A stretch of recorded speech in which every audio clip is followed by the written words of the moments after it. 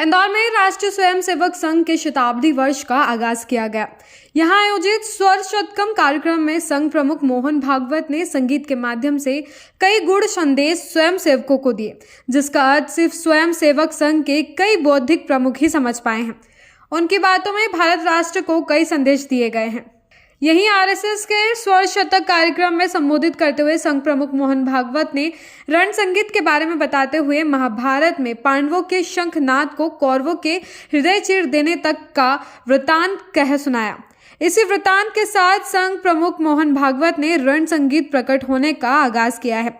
संघ शताब्दी वर्ष एक नए युद्ध का जय घोष साबित होगा, इसके संकेत संघ प्रमुख मोहन भागवत ने दे दिए हैं। दरअसल इंदौर में आयोजित आरएसएस के स्वर शतक कार्यक्रम में संघ प्रमुख मोहन भागवत ने अपना संबोधन दिया। उन्होंने कहा, एक साथ इतने स्वयंसेवक संगीत का प्रस्तुतिकरण कर रहे हैं, यह एक आश्चर्यजनक घटना है। हमारी रण संगीत परंपरा जो विलुप्त हो गई थी अब फिर से लौट आई है। महाभारत में पांडवों ने युद्ध के समय घोष किया था, उसी तरह संघ ने भी इसे पुनः जागृत किया।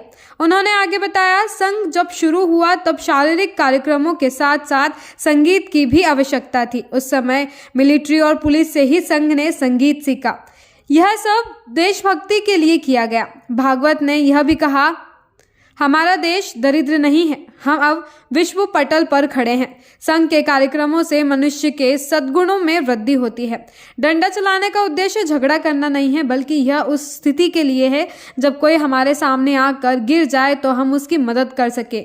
लाठी चलाने वाले व्यक्ति को वीरता प्राप्त होती है, वह कभी नहीं डरता। इस दौरान संघ प्रमुख ने स्वयंसेवकों को देशभक्ति और अपने कर्तव्यों को निभाने का संदेश भी दिया।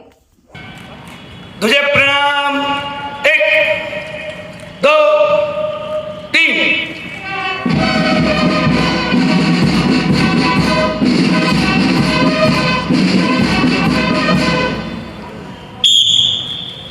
नमस्ते सदा वत्सले मातृभूमे,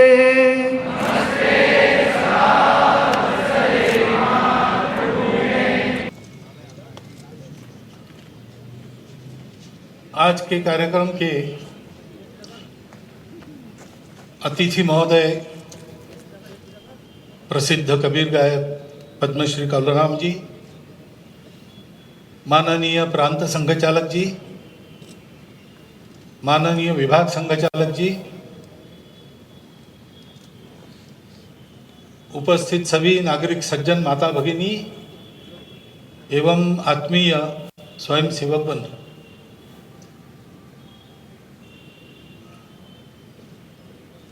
जो कार्यक्रम आपने देखा, हमारे अतिथि महोदय ने भी कहा कि सतत इतना वादन, हाथ में कोई स्वरलिपि नहीं है, सब स्मृति में रखकर इतनी सारी रचनाएं बजाना, और वो भी इसमें से कोई भी संगीतानुरागी तो सब है, लेकिन संगीत साधक सब नहीं है। अपना अपना काम करते समय निकालकर इसका अभ्यास करके उन्होंने ये प्रस्तुति दी है।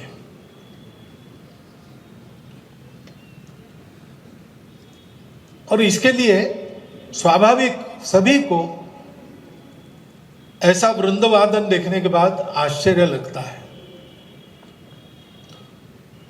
आश्चर्य दो बातों का होता है। एक तो ये जो परिश्रम है, ऐसे सब लोग इतना परिश्रम करके इस प्रकार का वादन, इस स्तर का वादन कर सकते हैं, एक आश्चर्य की बात होती है। दूसरी बात होती है कि मैदानी संगीत में, रण संगीत में, मार्शल म्यूजिक में रागदारी बज सकती है।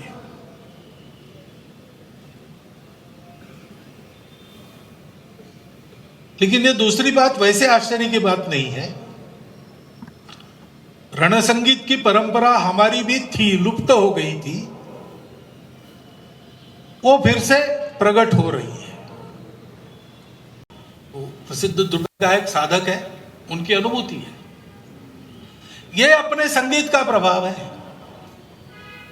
वो समन्वय सिखाता है, मिलकर चलना सिखाता है। अपने कला कौशल का उपयोग उत्साह उत्पन्न करने के लिए, वीरवृत्ति उत्पन्न करने के लिए, सबके प्रति सद्भावना उत्पन्न करने के लिए यह करना सिखाता है। उसका यह संस्कार है। उस वादन के साथ अपनी कृति का तालमेल बनाना पड़ता है। अभी तो स्थिर वादन बहुत हुआ, ज्यादा हलचल नहीं हुई, जगह की कमी होगी संख्या के अनुपात में, लेकिन आगे पीछे चलते चलते अनेक रचनाएं बनाते बनाते ये सब वादन होता है, तो अपने चलने का समन्वय संगीत से करना पड़ता है और संगीत को चलने के साथ साथ चलना पड़ता है। जीवन जीने में ऐसी कई बातों का समन्वय करके मनुष्य को चलना पड़ता है। जो अच्छा मनुष्य है वो कुशल जीवन विद्या जानने वाला होने के कारण ये सब कर लेता है। उस कुशल जीवन विद्या की शिक्षा देने वाला संस्कार इन कार्यक्रमों से मिलता है। और महत्व की बात है कि ये सब अनुशासन ये लोग पालन करते हैं। इसका कारण क्या है? आज मैं सुबह इनके साथ बैठा था, मैंने इनको पूछा कि आप वादन क्यों करते हैं, बताओ। तो बजा रहे तो वादन में रुचि तो सबको है और अपनी वादन में रुचि है, इसलिए भी कुछ लोगों को घोष वादन का काम दिया है। परंतु बहुत सारे लोग ऐसे थे जो कहते थे कि हमको संघ ने बताया बजाओ, इसलिए हम बजा रहे। कुछ लोगों ने बताया कि संघ के काम में है और हमारे यहाँ ये घोष दल नहीं है, ये कमी हमको खलती थी, इसलिए हमने सीखा और हमने अपना घोष दल खड़ा किया। अपने लिए नहीं वादन कर रहे, संघ का काम अच्छा हो इसलिए कर रहे हैं। संघ की योजना में यह आवश्यक है मेरे द्वारा होना, इसलिए कर रहे हैं। कला एक ऐसा प्रांत है कि कलाकार जब कला सिद्ध हो जाता है तो जैसे अध्यात्म में संभावना रहती है वैसे वहां भी संभावना रहती है कि अपने कला कौशल का अहंकार उत्पन्न हो जाए, उसको टाल के उसको चलना पड़ता है। यहां तो प्रारंभ में ही मैं मेरे लिए बजा ही नहीं रहा हूं, इसमें मेरा कुछ नहीं है, संघ ने बताया कर रहा हूं। संघ जिस दिन कहेगा चुप, उस दिन चुप हो जाओ। यह भी क्यों है कि इसीलिए है कि इन सब की अनुभूति है और इसलिए श्रद्धा है कि संघ का काम होने से देश परम वैभव संपन्न बनेगा। केवल वैभव संपन्न नहीं बनेगा, वैभव के वर्णन में क्या क्या होता है। गीता का अंतिम श्लोक है, यत्र योगेश्वर कृष्ण यत्र पार्थो धनुर्धरा तत्र श्री विजयो भूति ध्रुवानीति। श्री में सब आता है, वैभव की बात जो हम करते हैं, धान्यम धनम पशुम बहुपुत्र लाभम शत संवत्सरम दीर्घम आयु, ऐसा पूरे देश का होना, लेकिन उसके साथ न क्रोधो न च मात्सर्यो न लोभो न अशुभामति, ऐसा भी सबका होना। इन सबका नाम है श्री। श्री सूक्त में ये सब है। और विजय होता है के साथ सबके बंधन में उसका उपयोग करना और सबके अपने अपने कृति से सबके लिए एक ही सुख का अनुभव देना। कोई प्रणव बजा रहा है, कोई आनंद बजा रहा है, अपना अपना वाद्य सब बजा रहे हैं, परंतु सबके स्वर मेलन से हम सबको एक रंजन मिलता है। और इतनी बात नहीं है, चित्तवृत्ति शांत करने वाला संगीत उत्कृष्ट स्वर मेलन में जब चलता है तब फिर कहते हैं कि संगीत ये नाद ब्रह्म है। मनुष्य जीवन की चरम उपलब्धि जो है उसका अनुभव लेने का एक सोपान संगीत भी है। संस्कार भारती के एक कार्यक्रम में गया था, वहां अपने प्रसिद्ध ध्रुपद गायक श्रीमान मोइनुद्दीन डागर साहब आए थे और वो ध्रुपद गायकी के बारे में बता रहे थे। वहां सब गायक वगैरह आए थे, उनको कह रहे थे कि बहुत अभ्यास करना पड़ता है ध्रुपद में, एक एक स्वर जैसा होना चाहिए वैसा ही लगना चाहिए, क्योंकि ये केवल मनोरंजन नहीं है, ये साधना है। षड्ज से शुरू करते हैं और जब ऋषभ पर जाते हैं तो मनुष्य अपने चित्त वृत्तियों के आगे बढ़ना एक कदम, ऐसा आगे बढ़ते बढ़ते पीछे छोड़ देगा कब? जब निषाद लगेगा तो उस अवस्था में पहुंच गया कि और एक कदम आगे जाएगा तो वहां पहुंच जाएगा। एक एक स्वर उस एक एक स्तर की साधना है। ऐसा वो कहते हैं, एक बंद पड़ा दालन फिर से खुल गया, ये भूति है। लेकिन ध्रुवा नीति कभी भी इन सबके प्रभाव से भी न ढलने वाली नीति वो खड़ी होती है। ऐसा भारत खड़ा करना है, ऐसा भारत संघ के कार्य से ही खड़ा होगा। और इसलिए संघ कार्य में जो जो करना आवश्यक है वो मैं करूंगा, यह संकल्प है। तेरा वैभव अमर रहे मां, हम दिन चार रहे न रहे। सबके मूल में यह वृत्ति है। आपने प्रदर्शन देखा, ये प्रदर्शन तो और भी लोग कर सकते हैं, लेकिन इसके पीछे वृत्ति चाहिए। गुणों की कमी नहीं है, भारत में भी नहीं है, दुनिया में भी नहीं है। सद्गुणों के ठेकेदार केवल हम लोग हैं ऐसा नहीं है। दुनिया में सर्वत्र गुण है। श्री दत्तात्रेय महाराज के बारे में तो ये बताते हैं कि उन्होंने 24 गुरु किए थे, उसमें तो चींटी भी गुरु है, हाथी भी गुरु है। तो अगर हम में गुण देखने की कला है तो गुण तो कहीं से मिल सकते हैं, परंतु गुणों का उपयोग क्या है? हनुमान चालीसा में हम कहते हैं, हनुमान जी का वर्णन करते हैं, विद्यावान गुणी अति चातुर।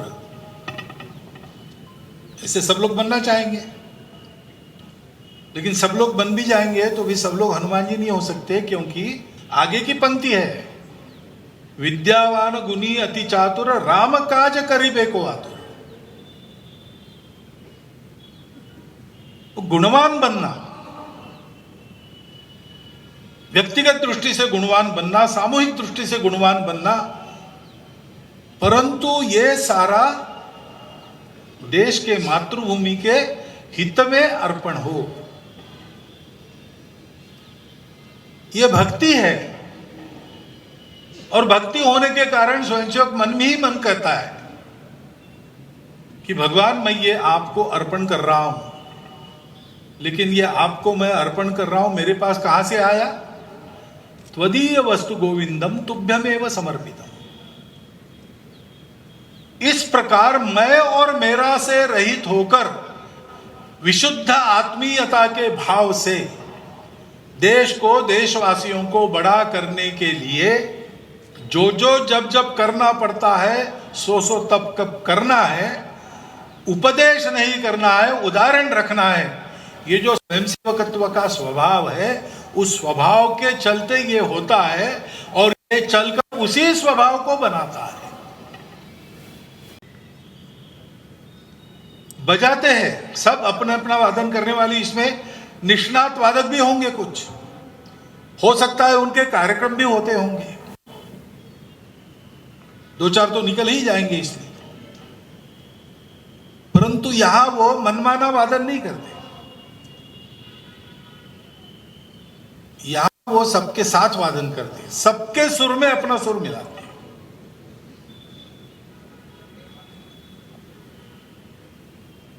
हर एक रचना के लिए एक ताल है, ताल में अपने आप को रखते हैं। बहुत ज्यादा यहां आलापी वगैरह नहीं कर सकते, क्योंकि सबको मिलकर बजाना है। तो सब में एक होने के लिए व्यक्ति अपने आप को संयमित करता है और सबके साथ चलता है। सामने एक प्रमुख है, उसके हाथ में दंड है, अच्छी रचना बजी तो मन करता है फिर से एक बार, सुनने वालों का भी करता है, बजाने वालों का भी करता है, परंतु यहां पर वो दंड ऊपर से नीचे आया कि आवाज बंद। सब कुछ एक अनुशासन में है, सब कुछ एक संहति में बद्ध है, क्योंकि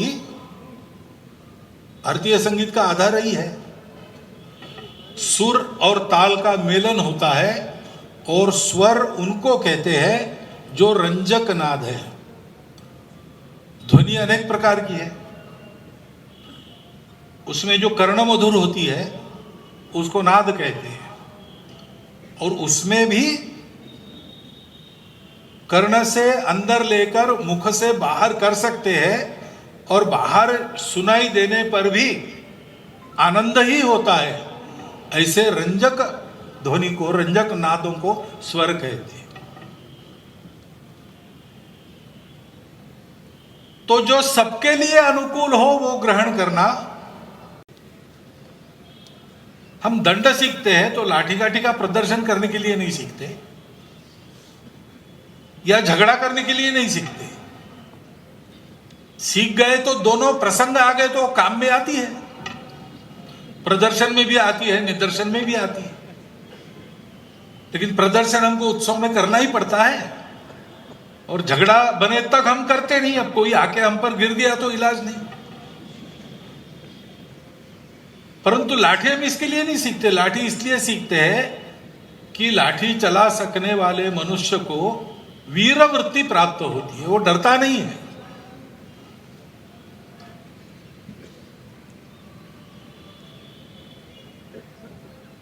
जो उपन्यास जिसमें वंदे मातरम है, आनंद मठ, उसमें उस उपन्यास का नायक तो कुछ डाकुओं का हमला होता है, सशस्त्र भाला तलवार वगैरह लेके,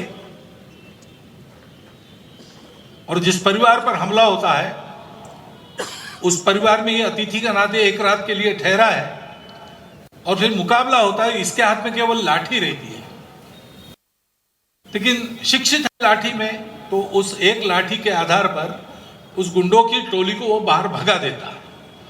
उसके बाद वो एक वाक्य कहता है जो लिखा है उपन्यास में, बांग्ला में उपन्यास, ए लाठी तुम्हार दिन गे छे किंतु सुशिक्षित हाथे पड़िलो तुम्ही पारो ना एरम कोई काज नहीं, एरम क्यों काज नहीं।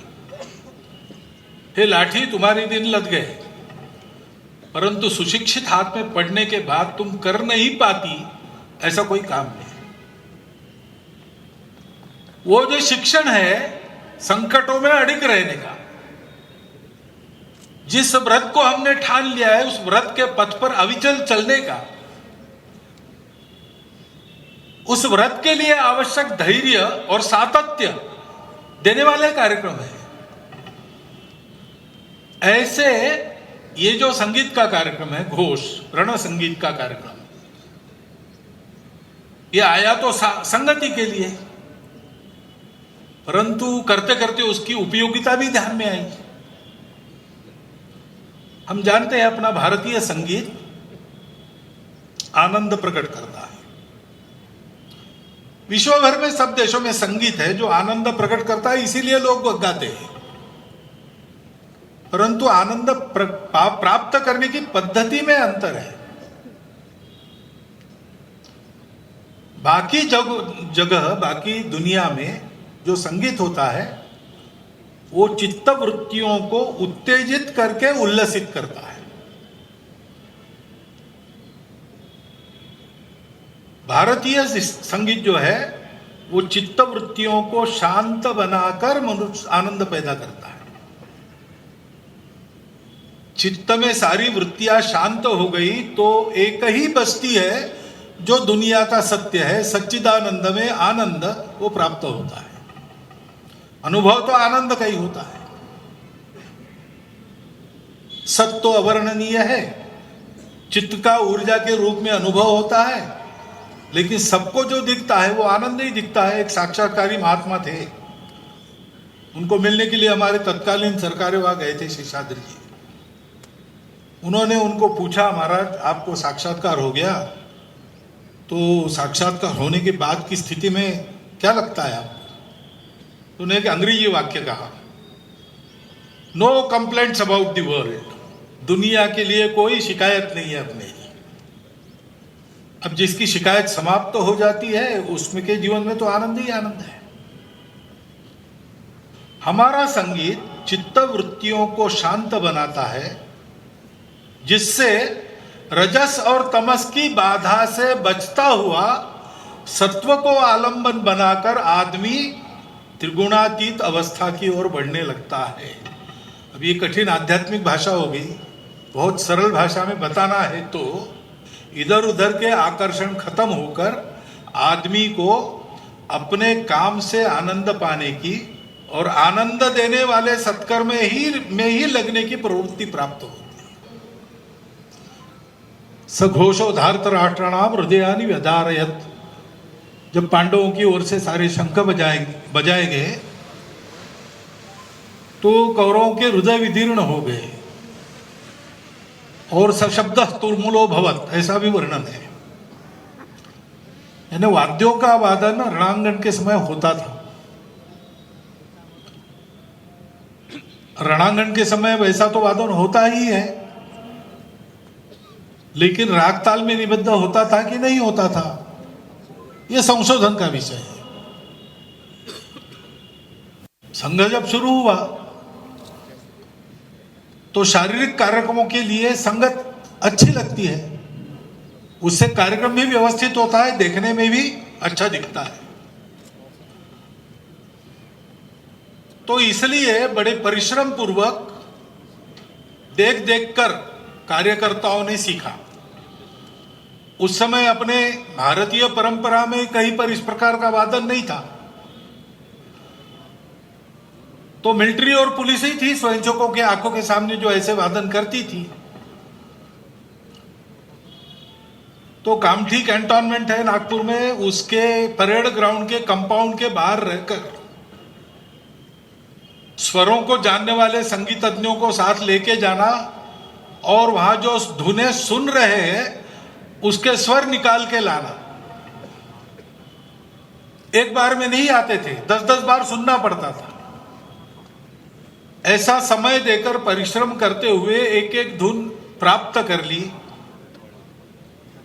प्रशिक्षक भी इधर उधर से जहां से मिल सके, जिस प्रकार मिल सके उनको लाया गया।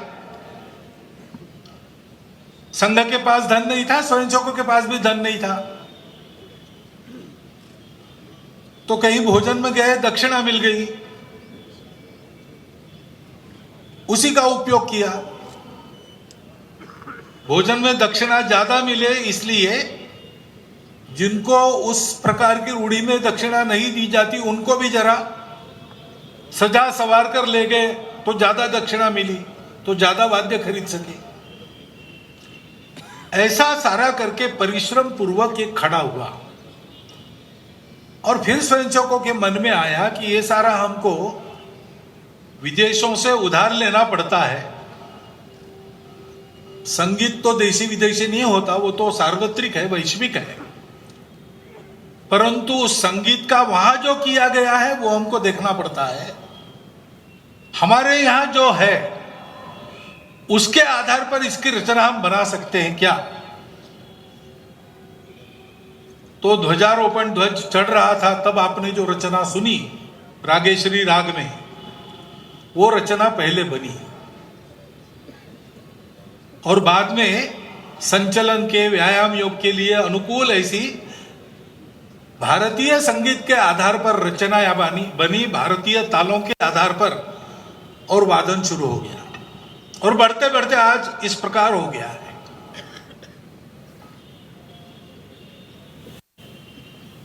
ये सब क्यों किया है?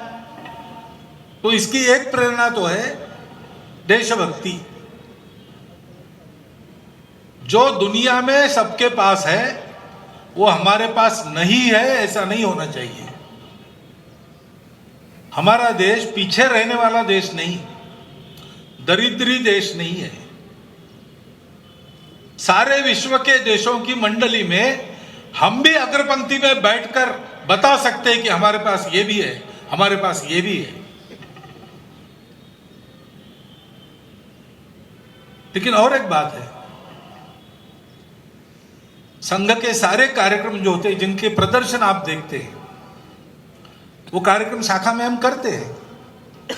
वो प्रदर्शन के लिए नहीं करते, करते हैं इसलिए उसका प्रदर्शन होता है कार्यक्रमों में। लेकिन उन सब कार्यक्रमों से मनुष्य की प्रवृत्ति, स्वभाव, संस्कार बनता है, उसके सद्गुणों में वृद्धि होती है। चक्र में नहीं, नियमित क्रम कार्यक्रमों का संघ में चलता है, परपेचुअल ऐसा चलता है। घोषवादन भी उसी के लिए चलता है। आपने इसके संगीत का आनंद लिया होगा, लेकिन थोड़ा इस ओर भी दृष्टि कीजिए। ललहाता पेड़ आप देख रहे हैं, उसके फल पुष्प देखकर आनंद हो रहा है, पुष्पों की सुगंध आप ले रहे हैं, उसके पर्णश्री की सारी साजा सज्जा आपके मन को भी हरा भरा कर रही हो। परंतु थोड़ा ये सोचिए कि ऐसा ये वृक्ष खड़ा है, अब 100 साल होते जा रहे हैं, इसकी जड़ें कहां कहां और कितनी गहरी है। वास्तव में तो ये करने का, ये सुनने का, ये देखने का फल तब है जब ये सब जो सामने है वो हमारे अंदर भी समा जाए। और इसलिए मेरा आपको आह्वान है, हमारे स्वयंसेवक जो प्रयास कर रहे हैं उसमें आपका अनुमोदन रहता है, आपकी सदाशय भरी शुभेच्छाओं के कारण हमारा उत्साह भी बढ़ता है। परंतु वास्तव में जो देखना है वो उस देखने को अपने अंदर आने के लिए है। केवल संघ के स्वयंसेवक ऐसे बने ऐसा नहीं है, हम सबको ऐसा बनना पड़ेगा। हमारे पूरे समाज में यह सद्गुण संपन्ना आनी पड़ेगी, और इसलिए उसका प्रदर्शन हम करते हैं। नहीं तो यही प्रदर्शन ये लोग मेरे सामने कर सकते थे। भारतवर्ष में संघ की इस विधात के 25, 30, 40 वरिष्ठ जानकार लोग हैं, उनके सामने कर सकते थे, और इन्होंने किया, कैसे किया, क्या कमी रही, क्या अच्छा हुआ, ये सब हम उनको बता सकते थे। लेकिन आपके सामने इसको करने का कारण क्या है? लगे हाथ आपको कुछ अच्छा दिखाने सुनाने का अवसर मिलता है, ये तो है ही, लेकिन मुख्य बात वो नहीं है। मुख्य बात ये है कि ये ऐसा करने से ऐसा होता है, ये आपके समझ में आए, और आप लोग भी राष्ट्र के नवनिर्माण के इस महाअभियान में इसके कार्यकर्ता बनकर लगे। इसलिए आपके सामने ये प्रदर्शन हुआ है।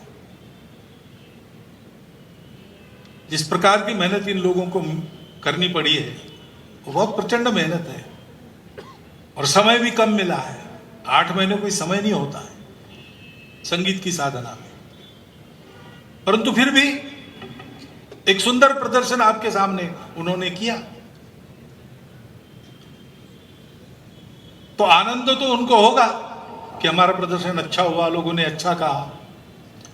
लेकिन अगर ये सुनेंगे कि उस कार्यक्रम के बाद इतने सारे जो लोग आए थे देखने में, उतने बहुत सारे लोग आकर संघ में पूछने लगे कि कहाँ जाना है, शाखा कहाँ लगती है, कोई काम है हमारे लिए, हिंदू समाज के इतने स्वयंसेवक जो सारा कर रहे हैं उसमें हमारी कहीं जगह है, हमारे लिए कुछ है, ऐसा पूछने लगे। ये अगर पता चला तो इनकी ये जो तपस्या है, ये तपस्या ये लोग और द्विगुणित उत्साह से करने लगे। और इसलिए मेरा आह्वान है कि ये कार्यक्रम देखने के बाद सोचिए इसके बारे में, इसका आनंद भी लिया ही है, लेते रहिए, स्मरण करते रहिए, परंतु ये सोचिए कि इसकी जड़ कहाँ है, और उस जड़ तक आप भी पहुंचिए। तो हमको तो आनंद होगा ही, हमको एक अच्छे जीवन का लाभ होगा, लेकिन हमारे देश का जीवन अच्छा बनेगा जिस अच्छे जीवन के कारण, भारतवर्ष के परम वैभव संपन्न होने के कारण सारी दुनिया एक नया सुख शांति भरा युग देखेगी। वो मंगल क्षण हमारे करने से आने वाले समय में शीघ्र ही हम प्रत्यक्ष कर सके, इस प्रकार की एक इच्छा भी व्यक्त करता हूं। आप कर सकें ऐसे आप सबको, मैं भी आप में हूं ही, उसमें शुभकामना देता हूं और धन्यवाद देता हुआ मेरे 4 शब्द समाप्त करता हूं। प्योर श्योर दूध और घी, माँ के प्यार सा, मिलावट से दूर, भरोसे से भरपूर, प्योर भी श्योर भी।